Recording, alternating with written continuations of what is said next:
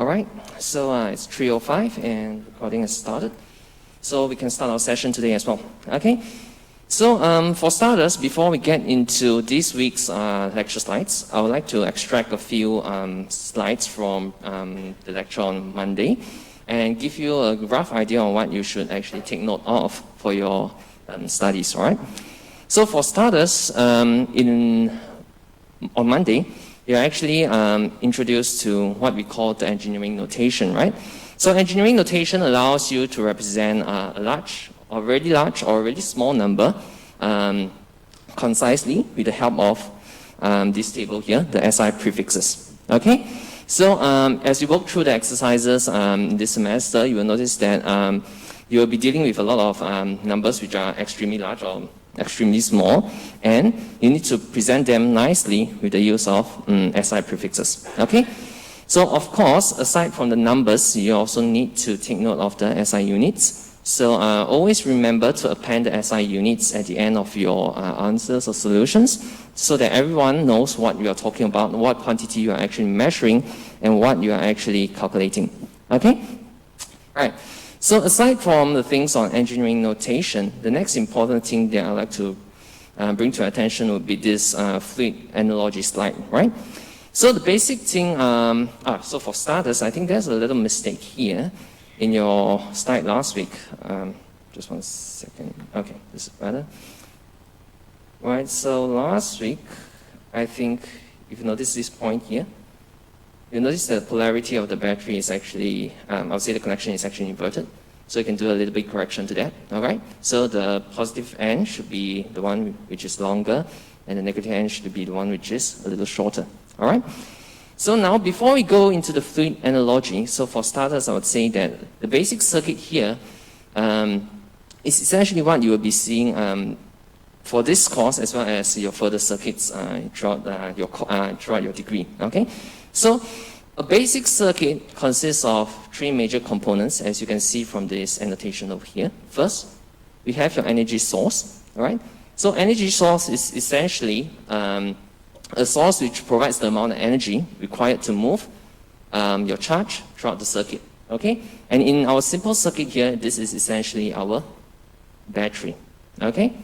So aside from the current energy source, the next component will be none other than a connection, right? So this physical connection is essentially where your current, I would say your charge actually flows through and provides you the current, okay? And last but not least, we have your load, okay? So load usually refers to your electrical components or devices that helps us do actual work, okay? So now, moving from this basic circuit components that we're talking about, energy source, connection, and load, there are 3 quantities that we can actually measure, right? So for this first week, we'll be only looking into 3 basic ones, right? So I believe you have been introduced to 2 of them on Monday, which is voltage and current, right? So once again, the definition of voltage is none other than the measured amount of energy required to move a charge throughout a circuit, all right? And current is essentially just a flow of your electrons, okay? And now, what we'll be looking on this week, today, will be on resistance, right? So it actually refers to how difficult it is for current to flow through in a circuit, okay? So once again, if you're having trouble understanding the concepts of voltage, current, and resistance, of course, we have the analogy here to help you, right? So current is essentially like the flow of the liquid itself, okay? Pretty straightforward. And voltage is none other than the difference of pressure point between these 2 points here, okay? Right? And for resistance, it's just a water wheel here, right? Which somehow slows down the flow of the current in the entire circuit itself, okay? Right, so any questions that you're unclear of before we move on? All good? Okay. Right, so in that case, we'll now move on to the contents of this hour, I would say, right? So extending from what you have learned on Monday, today we'll be looking into some of the basic components and how you actually represent them in circuit diagrams, okay? So, like I mentioned just now, we have three major components in the basic circuit. First, you have energy sources. Second, you have connection. The third one is none other than your loads, right? So for starters, we'll be looking into two different kinds of energy sources, okay? So the first energy source that we'll be looking into right now is none other than voltage sources. So, just a little recap of what you have in last week, okay? So what is, so where does electrical energy come from, right? Anyone give me an answer? Where does electrical energy come from? Anyone?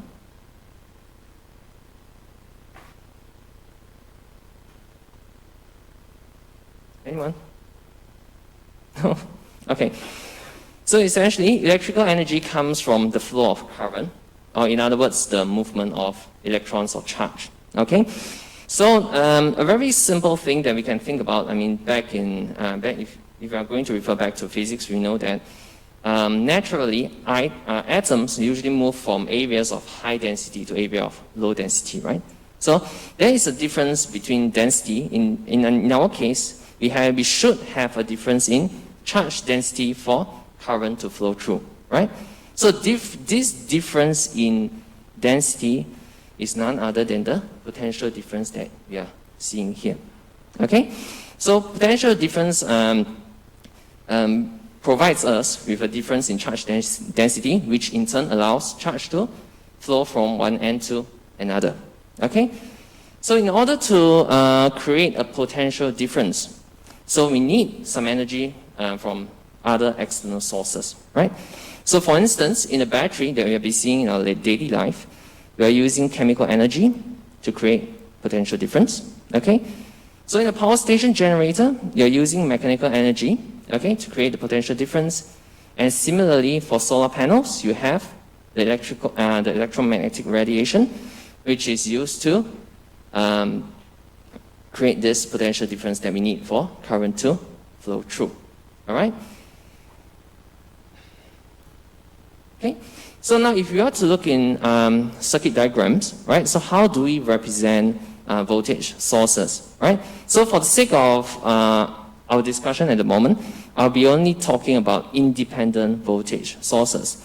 So what it means by independent voltage sources is that the voltage that is supplied by these sources is always constant, all right? And it will be independent of the current that is flowing through, all right? So a quick illustration of the circuit symbols that you'll be seeing, whether it's in your exams, your questions, your exams, your tubes, or even in your labs. So first we have a little circle here, right, with a positive and negative sign. Okay, we just labeled it with a V. S represents a source. It can be any subscript, it's totally fine, right?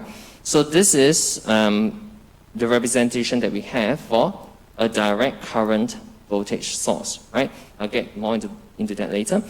So aside from a direct current, a similar representation of a direct current voltage source can be seen in the middle, okay?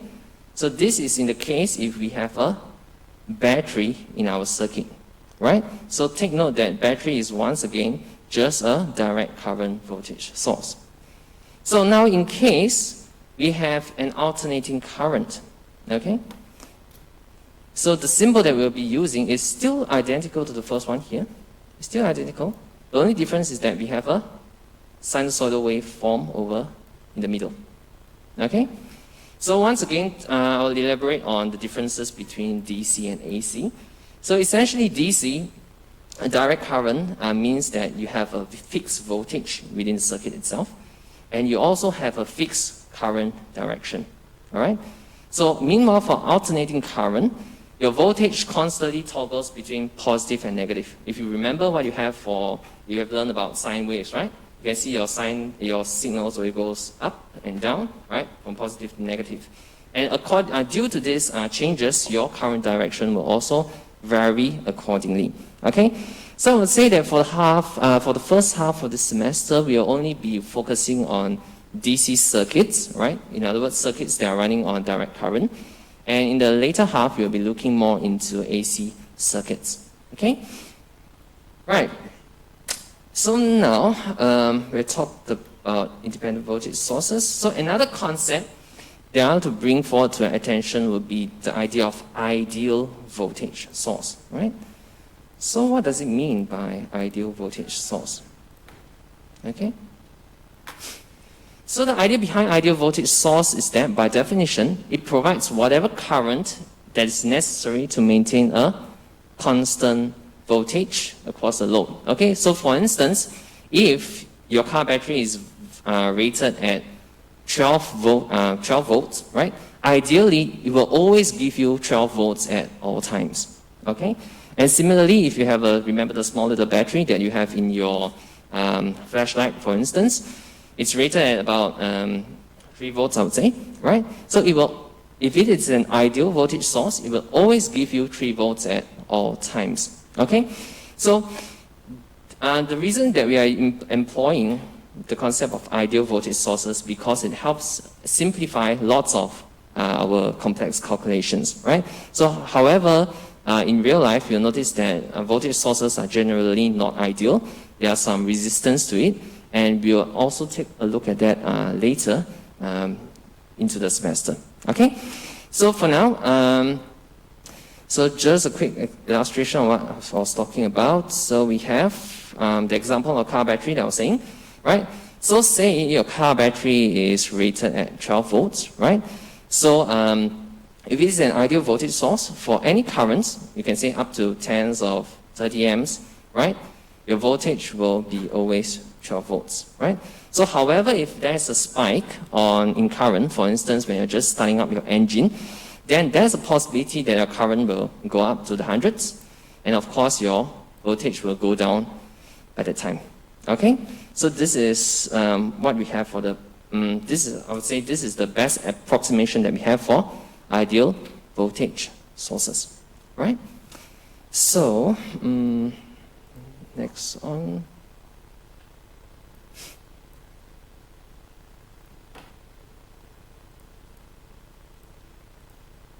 Okay, so once again, the relationship that I was talking about earlier, so this sentence here, an ideal voltage source provides whatever current is necessary to maintain a constant voltage across the load, right? So if you are to put it in a, graph, okay, which we usually refer to as a VI characteristic graph. Okay, so why is it called a VI characteristic graph? Because it's essentially a plot of voltage against current. Okay, so remember V here is your y-axis, right? So as per normal mathematical convention, the first one here is your y-axis, the next one here is your x-axis. Okay, so this is called a voltage current characteristic graph. Okay, so the definition just now said that an ideal voltage source will try to maintain a constant voltage, right? So this is a constant voltage across all different values of currents. Okay, so this is essentially the graph of an ideal voltage source. Okay, so any questions for now? Is anything clear? Okay.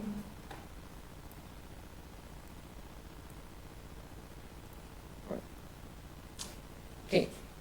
So now, our previous discussion is kind of limited to what we call independent voltage source, right? Okay. So now I will introduce you to the idea. So this is a step up from what we have just now. We have a dependent voltage source, right? So as per the name implies, dependent means your voltage source is dependent on something. Okay. So where are dependent voltage sources applied or used in our daily life? All right. So a very simple example would be the microphone that I'm using here. Okay. So as you notice that if I'm to adjust the speed of the microphone, I have a volume control knob, right? So this volume control knob is essentially controlling the output. This is the part here, the output voltage that I'm getting on the speaker, all right? So it's dependent on the V in here, right? So for instance, if today I'm speaking to you, let's say a 5 volts here, all right? So what the audio amplifier does is that it multiplies this value with a constant, okay? And we have an output of 15 volts here, for instance. Okay, this is a very quick example here, all right? So, of course, there are different kinds of dependent voltage sources once again, and it's dependent on what input that your voltage source is depending on, okay? So, once again, I'd like to emphasize this once more. So, a dependent voltage source, it depends on something, right? Okay, so now, there are two different kinds of voltage sources here, okay? So the symbol is kind of similar to what we have in the previous slides, right? Remember, voltage source is represented by a little circle, right? If it's an independent voltage source. If it is dependent, what we have here is a diamond shape, okay?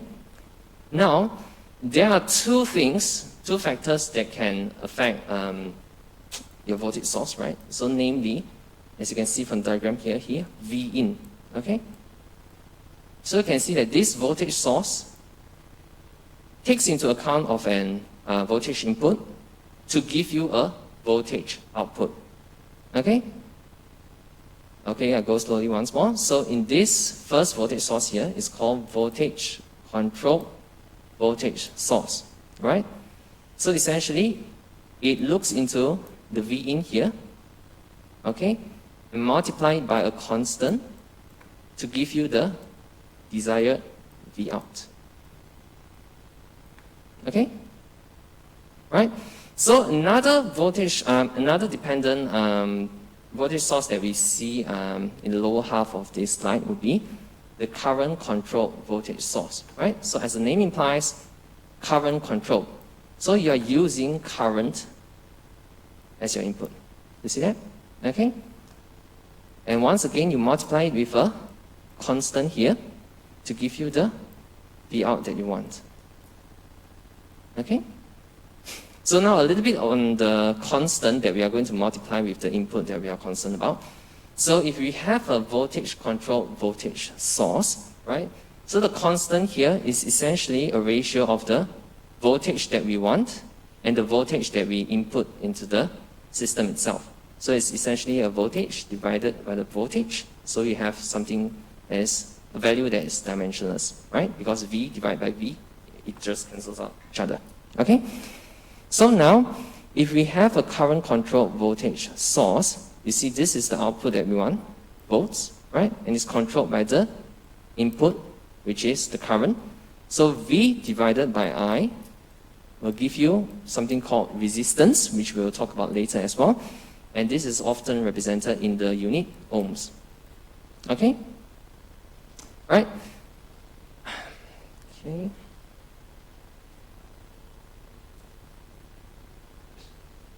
Yep. So now once, what I've gone through just now is on the first type of energy sources, which is your voltage source, right? So now you'll notice that many things in the course of in the electrical course are actually mirror opposites of one another. Okay, so now we'll look into the next type of energy source, which will be current sources. All right. So you'll notice that they share a lot of similarities with voltage sources earlier on. The only difference is that they are targeted towards a different goal. Okay. So as you can see here, the definition of current source is to provide whatever voltage that is necessary, okay, to maintain a constant load current. So remember what we talk about when we talk about voltage sources. The function of a voltage source is to provide whatever current that is necessary to maintain a constant voltage, right? So as you can see, they are actually mirror opposites of one another, okay? So in the case of a voltage source, you are trying to maintain a constant voltage. And in the case of a current source, you are trying to maintain a constant load current. Okay? So once again, for now, we'll also be looking at what we call independent current sources. Alright? So if you are to put it in a circuit diagram, it's a very simple representation, a circle, Okay, this is a circle here because it's an independent source, right? And this arrow here shows the direction of current flow. Okay? Yep. Right, so just a quick example of current source will be none other than our battery charger. All right? So when you charge up your phone, right? So you notice that the charger keeps providing a constant current over here. This is constant, right? This I here is constant regardless of the voltage that is building up in the battery of your phone. Okay? Right. Okay? So this is kind of a mirror opposite of what we have in the voltage source as well. So now the voltage current characteristic of a current source is represented by a straight line, okay, going up from the rated current, okay. So so this actually complies with the definition, right? So the aim of the current source is to actually maintain a constant current. So this current is always constant, regardless of the voltage that we are looking at, regardless of the voltage that we are actually looking at any point of time. Okay? Right. Okay. So similar once again to voltage sources, we once again have dependent current sources. Okay. So and the diagram is kind of similar. I mean the approach in which they are coming off with the symbols are kind of similar to what we have for the voltage sources. Okay. So instead of having a circle which represents dependent current sources, we have a diamond shape once more. Okay? Okay? And going by the naming of the current source, we can know what is the input that is controlling the current source itself. Okay? So here we have voltage controlled current source. So voltage is your input, right? So this is your V in here. Okay? And you multiply it with a constant, Gm, which gives you the current source that you want, which is your I out. All right? So also you have the current controlled current source, right? So input is once again your current, okay? Multiply it with a constant AI, you will get the I out that you want at the end of your at the end of this terminal. Okay? So this is kind of similar to what we had just now as well. So how do you work around the constant that you need to multiply with the input itself? Okay, so once again, remember this is the current source. So what you want is the output, right? So the output is essentially the amps here. Okay, amps divided by the one that is controlling it, the voltage. I divided by V is essentially the reciprocal of your resistance that we are talking about in the previous slides. Okay, so it's a reciprocal of this one, and it's called conductance, right? So we'll be looking into that later as well. Okay, so also for the next case in which we have a current controlled current source, once again the constant is a dimensionless value. Why? Because your the output that you want is in terms of amperes.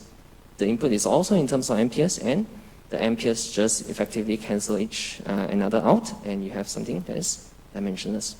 All right? Okay. All right. So everything all right so far? Okay, so we've gone through the two major types of energy sources. Essentially, they are just your voltage source as well as your current sources. And we also look into different variations of them. Okay, technically, dependent voltage sources, independent voltage sources, as well as independent and dependent current sources. Okay? So, now we'll be moving into, so remember in the earlier slides,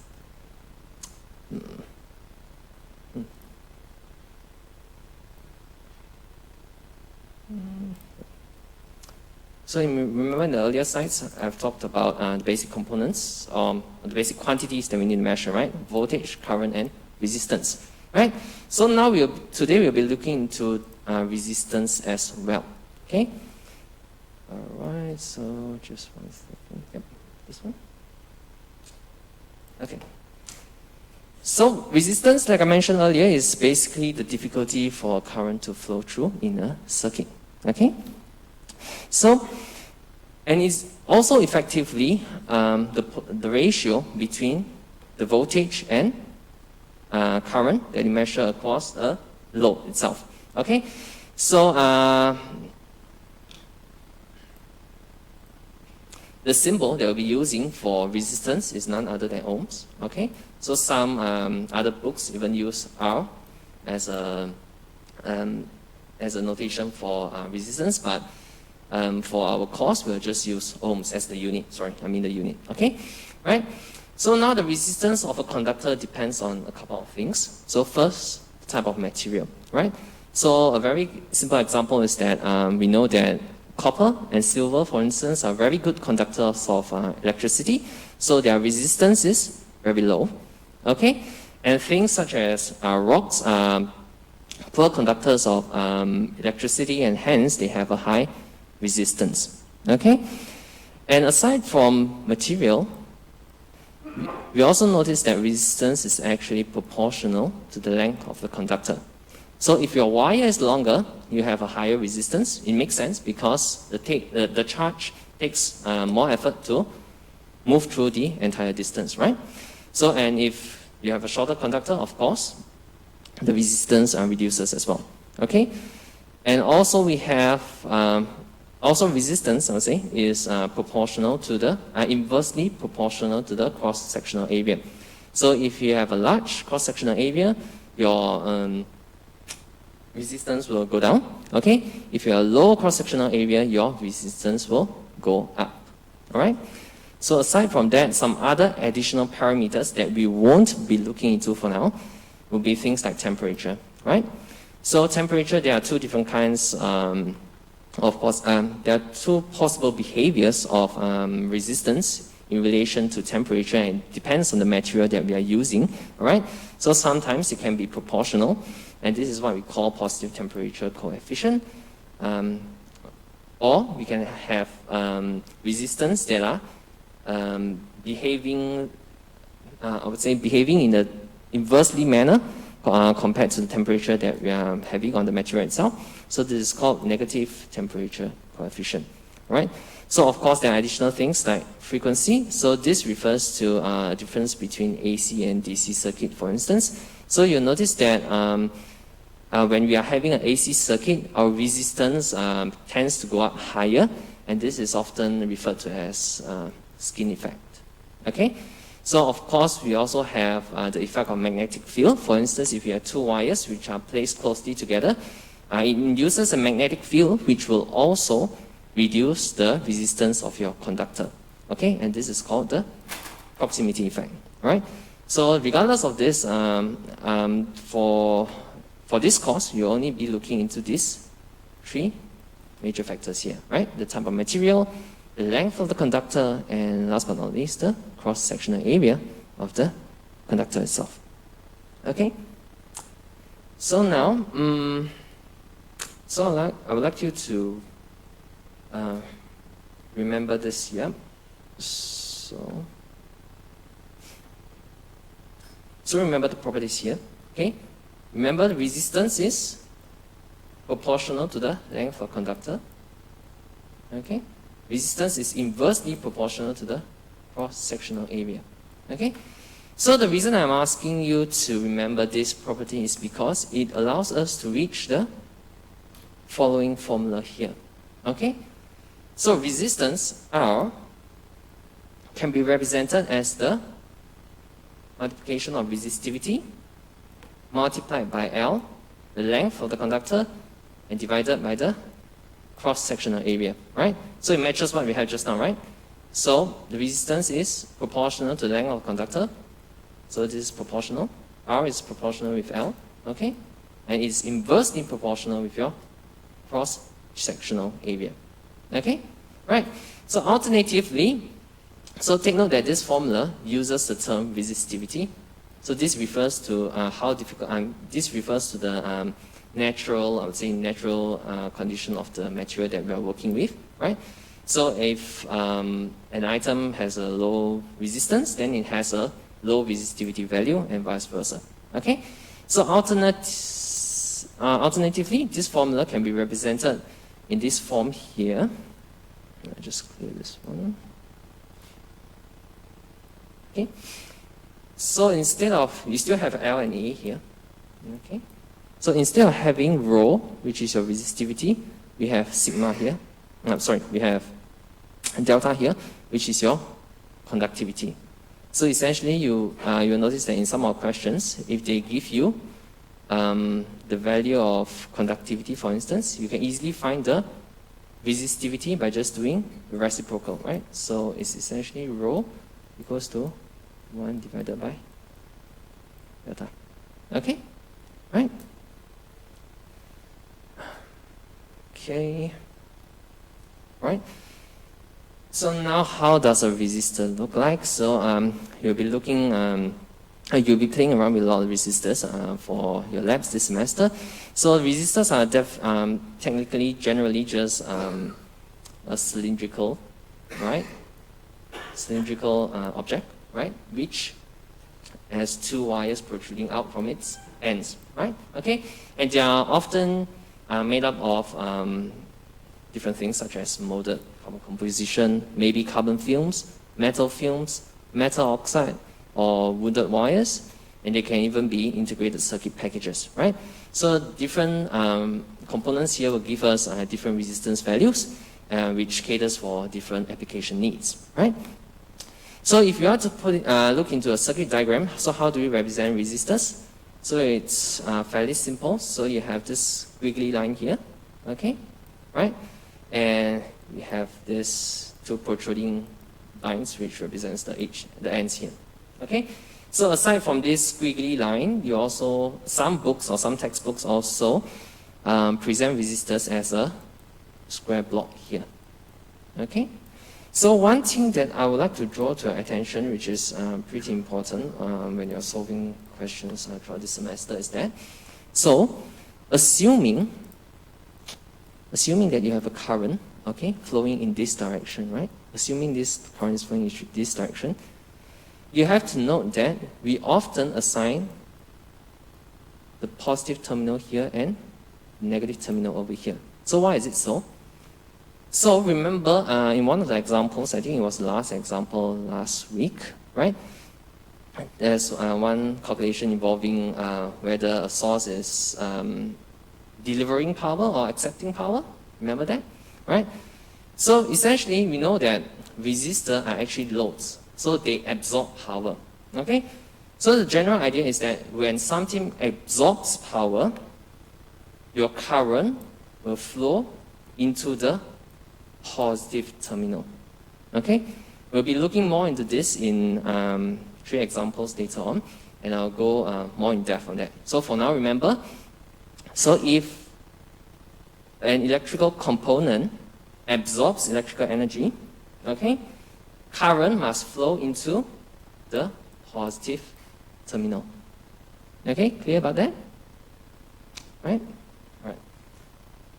Right, so now, just a simple methodology here on how to read resistor values, right? So you'll be tested on this in your labs next week as well, okay? So generally, you can see there are 2 different kinds of resistors in the sense that they have a different number of bands, right? So here you have a 4-band code resistor, right? So there's band 1, band 2, band 3, band 4. We also have a 5-band resistor here. So we have band 1, band 2, band 3, band 4, and band 5. So how do you read the value of resistor from this table here? Okay? So generally, regardless of whether it's a 4 or 5 band code resistor, the last band, okay, last band is always your tolerance, okay, and your multiplier is always your second last band, okay. So now I'll just use these 2 as an example, right? Right. So in this resistor, our first band is a green, okay. So we can assign a value of 5. Our second band is a blue, so it has 6. All right. And our third band, which is our second last band, is our multiplier band, yeah? So notice that it is a yellow, 10. And our tolerance here is gold, so we have 5 here. So what resistance values are we looking at? Okay? So effectively what you can do is just have these values written, 5, 6, 56 here, multiplied by the multiplier, 10 kilo ohms. Okay? So essentially your resistor is one of 560 kilo ohms. Okay? It's fairly straightforward. And your tolerance is given here, 5%. Okay? In other words, you can go above 560 or below 560 by 5 ohms. By 5%. Okay? So now moving on to the 5-band code as another example. Okay? So the first one is red.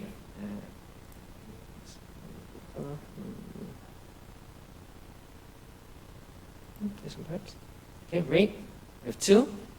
Okay, 2. Orange, 3. Purple, 7.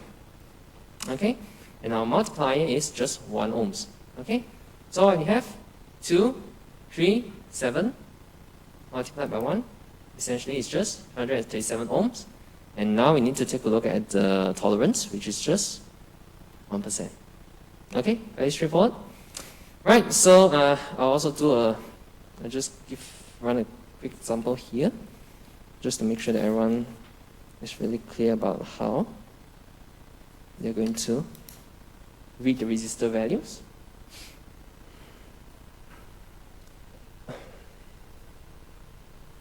Okay, say today we have a 4-band resistor. Is it too small? So we have a 4-band resistor.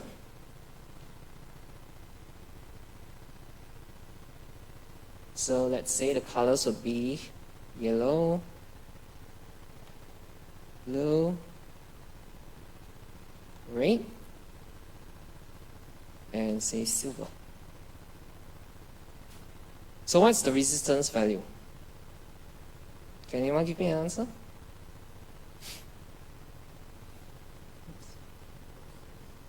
$46? That's all?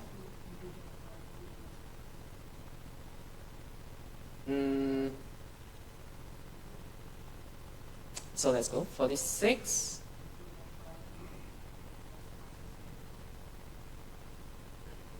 So it's this one, right? Right? Okay. Right, so remember, if you are to put it in as engineering notation, this is 4.6 kilo ohms. Okay? Remember your prefix. Always remember that. Remember your SI unit. Okay? And of course, your tolerance here is 10%, which is alright. Okay? Right, so this is a simple example. Okay. Okay. So, right, yep. So like I mentioned just now, resistance is essentially just a ratio between V and I. Okay, as you can see here. Okay. Oops. Okay, resistance is a ratio between the voltage and the current that's flowing across the material, right? So you can also, so from this relationship, you can actually come up with this formula here, V equals to IR. Okay, so take note that this is a very important law, which is called Ohm's law. Okay, and you will be using it throughout your course. I would say not only for this course, I mean for all your electrical circuit analysis, right? So this is a very important relationship. Okay, you can essentially solve half of the problems with this law itself. Okay, remember, V equals to IR.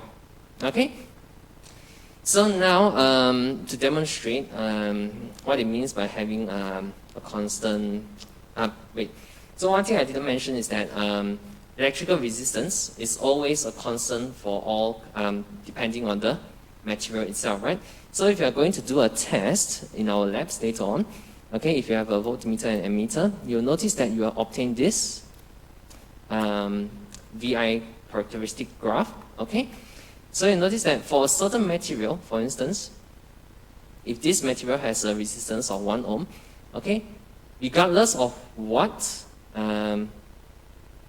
voltage that you're giving, that you're passing across the conductor itself, you always get a current that gives you the same resistance value. So what do I mean by that? So say, if I'm passing a voltage of 2 volts across this material here, 2 volts, I'm still measuring a 2 ampere current across it, right? So 2 divided by 2 is still 1 ohms, right? So let's say I reduce the voltage to 1. I'm still measuring a current of 1 over here.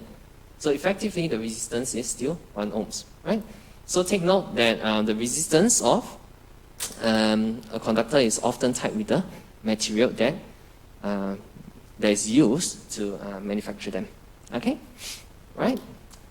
Right, so now there's an alternative form. We won't be using this a lot, but you might be seeing it in some of the trick questions, yeah? So, so conductance. So what's conductance? Conductance is essentially the reciprocal of resistance, right? So as you can see, it's G. Conductance G is equals to 1 over R, okay? And the units is 1 divided by ohm, which is Siemens over here, okay? So remember the Ohm's law that I was talking about? Just now we have V equals to IR, right? Okay? So if we are to substitute our R here with 1 over G, okay? Look at this relation here. R, if you flip this over, R is essentially 1 over G, right? So you have this new relation here, I equals to GV, right? But generally, we'll be using V equals to IR most of the time, okay? Right? So a little summary, once again, conductance is just, I would say, the polar opposite of resistance. It actually refers to how easy it is for current to flow through a device, right? So large conductance means it's easy to flow through. And for items, I would say for materials with large conductance, we can say that they have small resistance as well, okay? And the same follows for, I mean, it's the same either ways. I mean, if you have small conductance, then you have a large resistance instead, right? So they are just polar opposites, okay? Right. So, I think we are just I think we might be a bit tight of time, right? So now, I'll go through a few examples on the calculation here, okay? Right?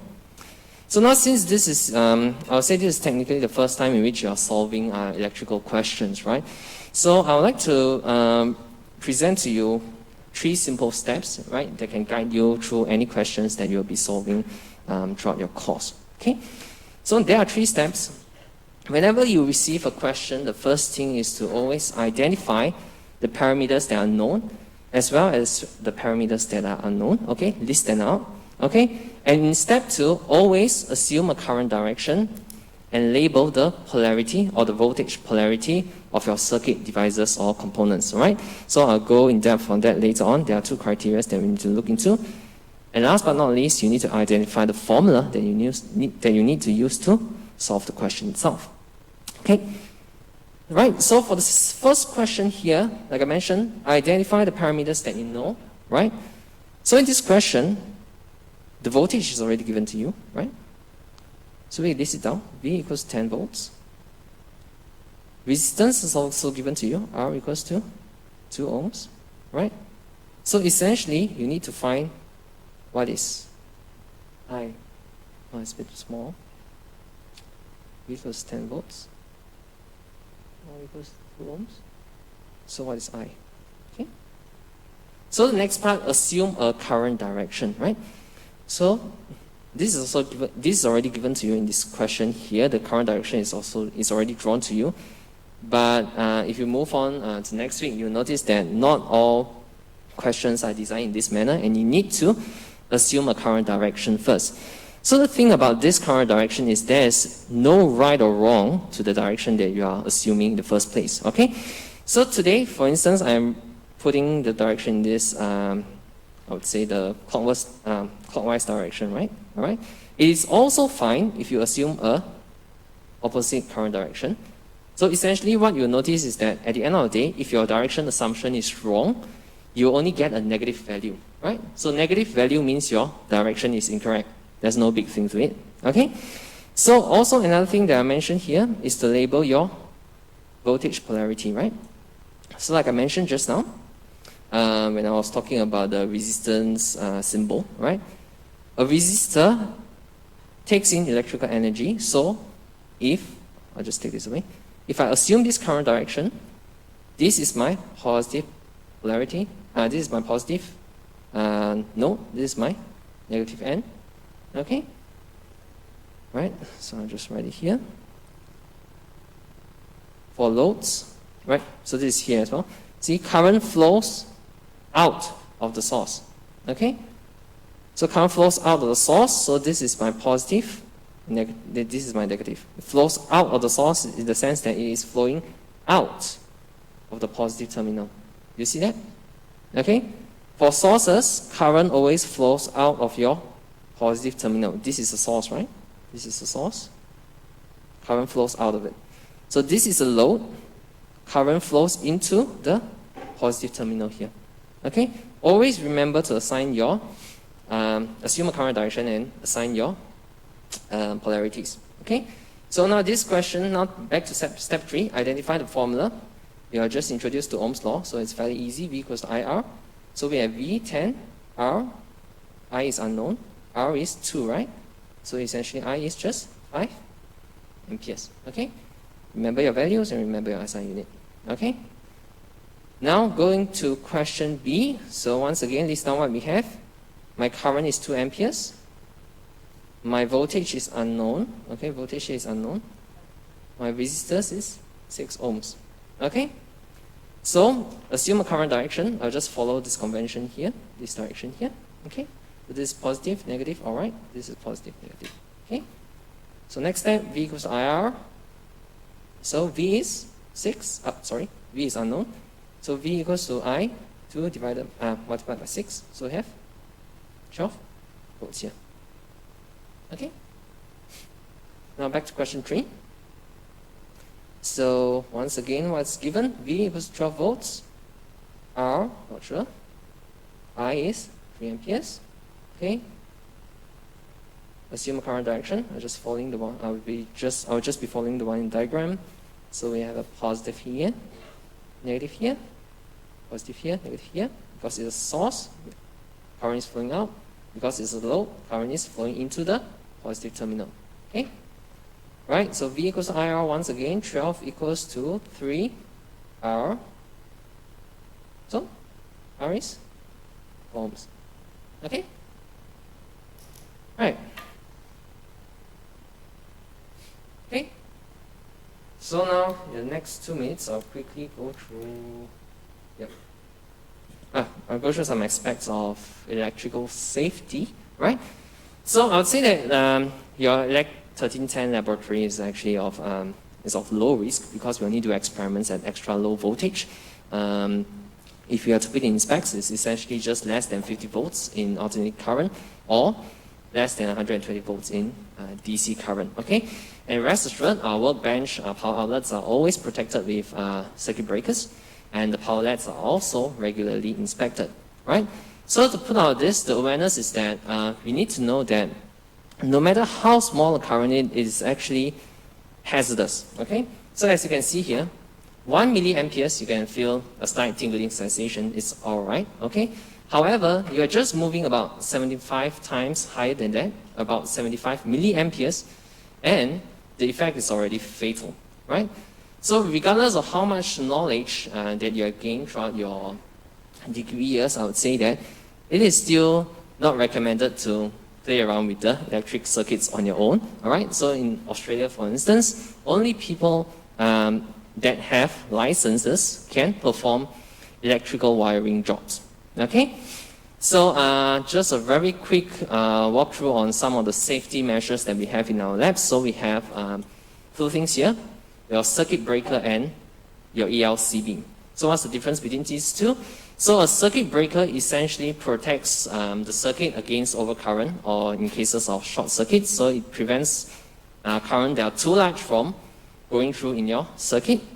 All right, also we have ELCB, earth leakage circuit breaker, which actually monitors for imbalances between the live wire, the one in red, and your neutral wire, the one in black.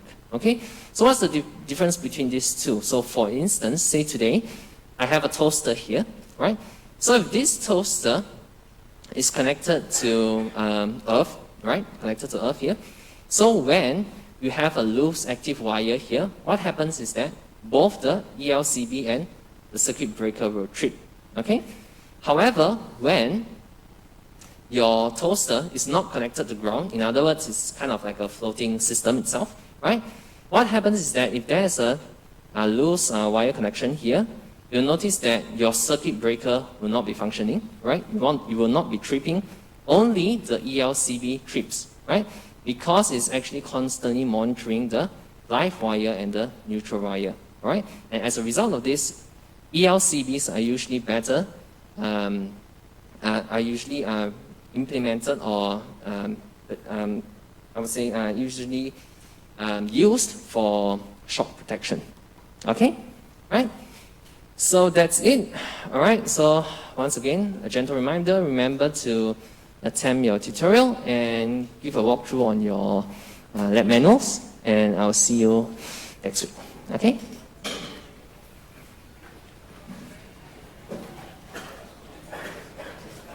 In the diagram, it goes out from the positive terminal, flows through the positive. So how does that, because it's the same polarity, should it not be negative? Which one? To the negative terminal. Okay. I'm talking about this diagram? This one.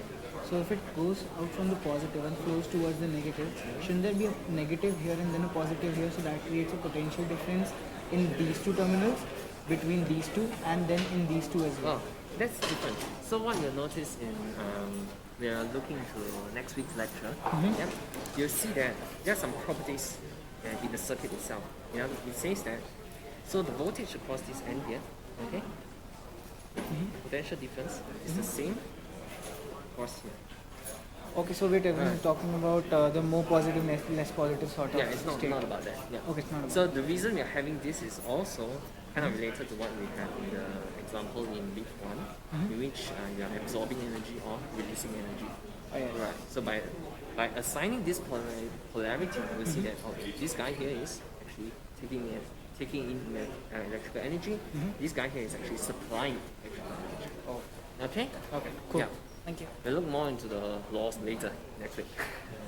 Okay. Can you just Yeah. go on to the previous slide, please? Definitely. I'll just discard this first.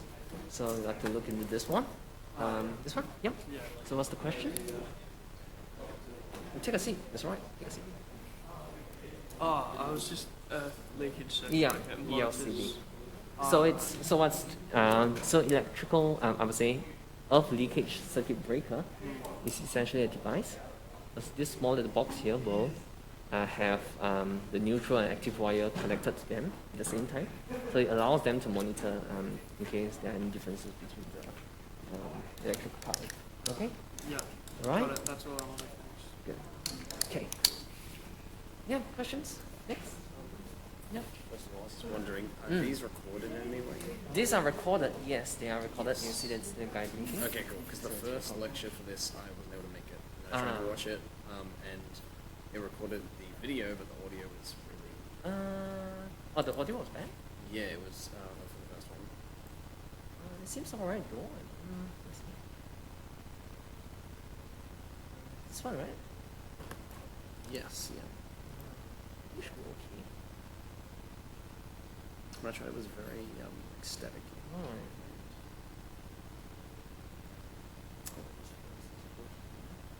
Like, I only watched just the first little bit of it. Probably because it haven't. I think it wasn't started yet. I think. It was No, started, it's like, it was going through the slides. How about in the middle? Is it better? I'm not sure. Why is it? When you then mute it. It's very important that you ask Okay. questions if you need to. Probably do a quick check and class, let me know. ask. If it's still not working, then Bear in mind So that which when I'm tutor- looking out here, which session I are you in? just see the faces, The Tuesday. of any Tuesday one, then. individual. Yeah. So Probably